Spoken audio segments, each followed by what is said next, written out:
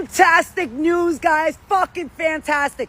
So there has been numerous videos and posts of Trumpies, MAGA, burning their hats, burning their shirts, all over the scandal of Epstein.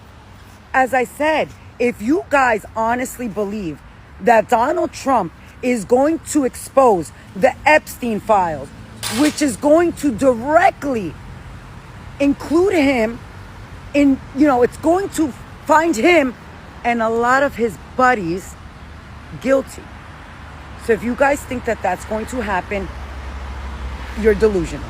But we do have some breaking fucking news. Because Ro Khanna said that on Tuesday or on Monday, he will come in and he is going to open up some kind of like investigation where they have to release the Epstein files. So let's see what happens there. Good job to Ro Khanna on that one, because all the people want is the truth. Taco Man, the truth. Let me know in the comments what you guys think, my love. Spread this video for awareness. Be safe out there. You see something, say something. We need to stick together. I love you guys. I know everyone is seeing the cracks in the MAGA crowd. Let's do ourselves a favor. Let's not rush in. Let's not FAO like we always do. Don't even try to explain it away. Just watch. Because something is off. Not broken, not shattered, but wobbling. We've seen cracks in the MAGA wall before. And every time, Trump has patched them up. Sometimes with charm, sometimes with rage. Always with just enough spin to keep the base loyal. But this time, he might have played the wrong card. Let me explain. Newly unsealed Epstein court documents quietly dropped names. Big ones. GOP names. And just like that, some of the strongest MAGA loyalists found themselves in a spotlight they couldn't control. Now, the base expected unity. They expected defense. But Trump, you know what Trump does? He lashed out. He called them weak, said they didn't defend him enough. It wasn't a message of loyalty that they were expecting. It was a warning. And that might be where he went too far. Because even the most faithful are starting to blink. Some are hedging, some are whispering, and some are wondering, if he won't protect them, why should they protect him? Now wait a minute, let's be honest. Trump has a near supernatural ability to survive. Scandals that would have ended anyone else's career have barely scratched him. But there's a rule in every magic trick. You can't repeat the same illusion forever. Eventually, the audience starts looking at your hands. We're not saying it's the end. We're not even saying that the base will collapse tomorrow. We're just asking a question. What happens when loyalty meets self-preservation? So before I go, every movement has a tipping point. Not always loud, not always final, but visible if you're paying attention. This might not be it, but if it is, it won't look like a storm. It will look like silence, cold shoulders and missing tweets, and the sound of once loyal voices quietly stepping back.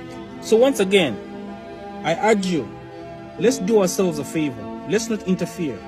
Let's not even argue with them. Just leave them alone. Let's just observe. You might be witnessing the beginning of the distance, and maybe, just maybe, Trump finally ran out of room to blame everyone else.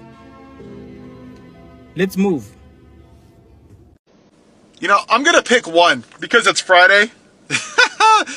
It's always the middle-aged white dudes that are looking for attention, isn't it? They have the emotional maturity of a 7th grader, right? Own the libs. Trump's your daddy. Yeah. Well, majority of America. Yeah, a majority picked him, sir. Yeah, a majority sure did. He didn't get half the vote, but yeah, that's okay. Whatever.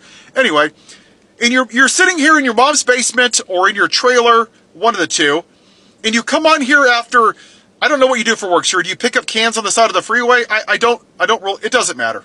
You probably work for Antifa or some stupid organization, I'm sure. And you come on here, and you literally are so lonely on a Friday night that you go around and you say that Trump is your daddy, and I've never heard somebody say so much, and own the libs. Do you know how sad and lonely you have to be, sir? Do you know how lonely You see, what you don't understand is when you go home, well, you are home, you're in your mom's basement. When you go brush your teeth tonight, you're going to look in the mirror. You know what, Jeff? You're still going to be that sad, lonely little man.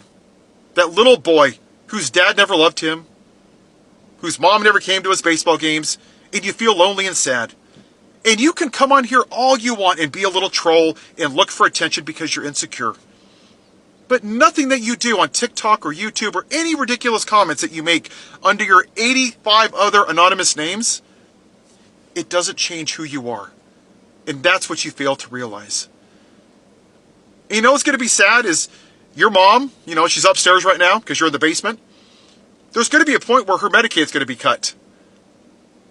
What are you going to tell her? You're going to blame the libs, George Soros? You're going to come back on TikTok and troll people? What's going to happen when your mom's Social Security check is late? When your wife's health care is taken away?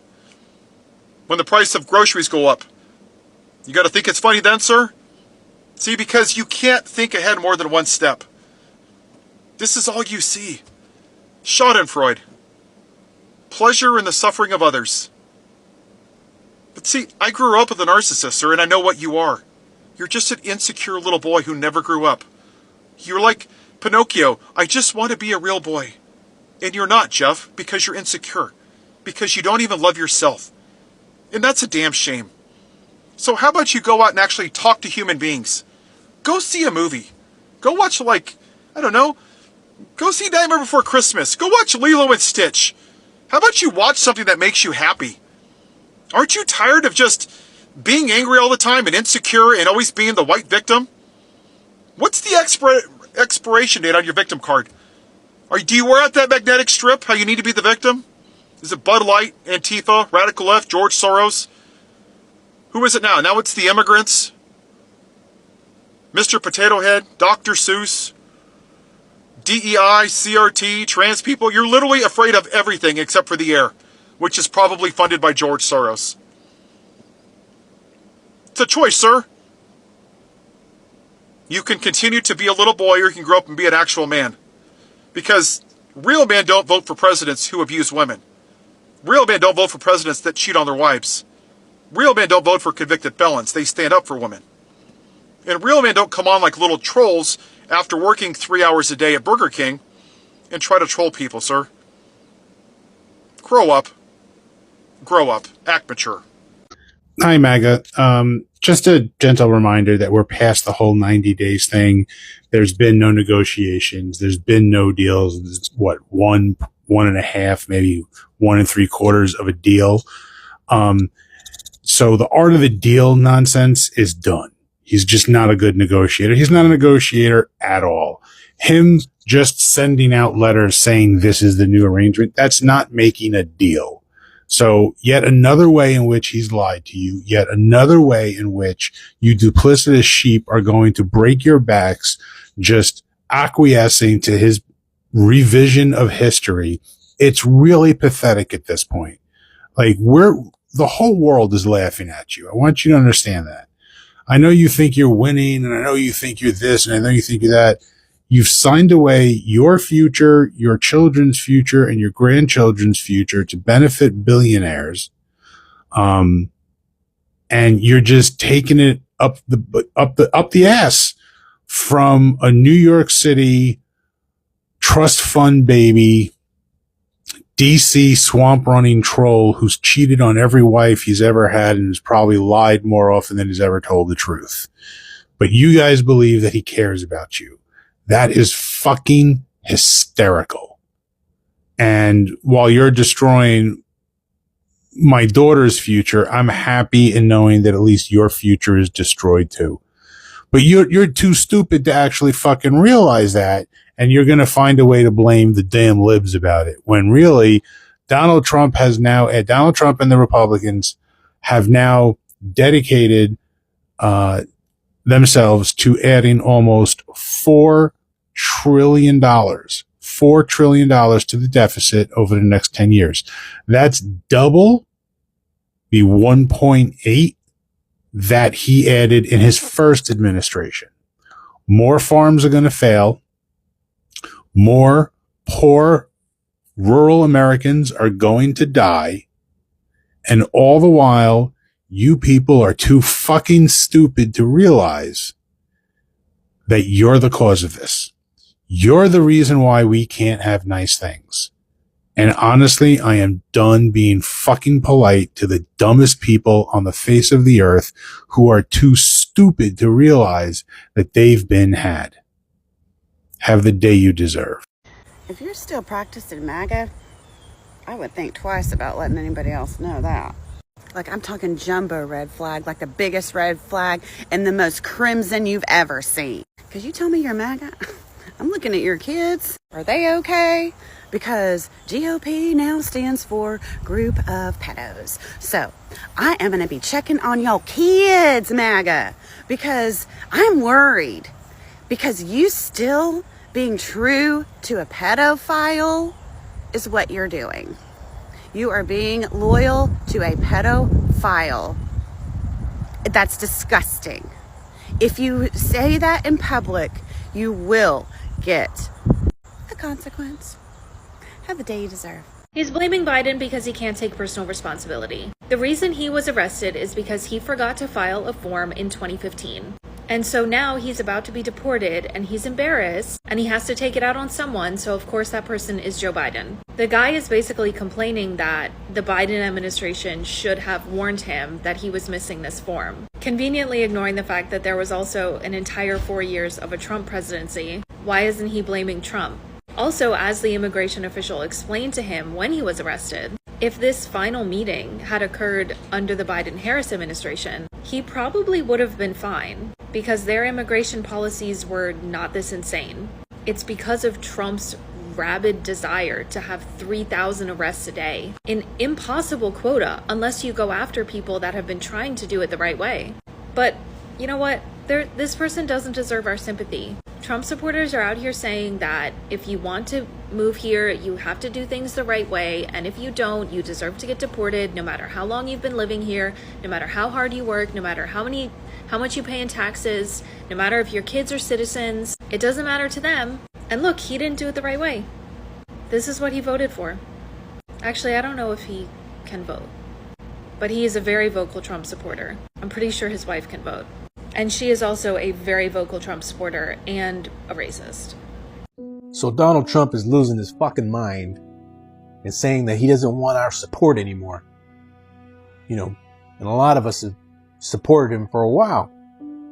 But when it comes to these fucking Epstein files, and you're telling us that we kind of just need to get over it, that they don't exist, and that it's a hoax and a scam, well, we're not fucking buying it. We need to see those fucking files. The American public needs to see those files because we need to know who the diddlers are. I don't give a shit about the fucking JFK files. I don't give a shit about the fucking MLK files.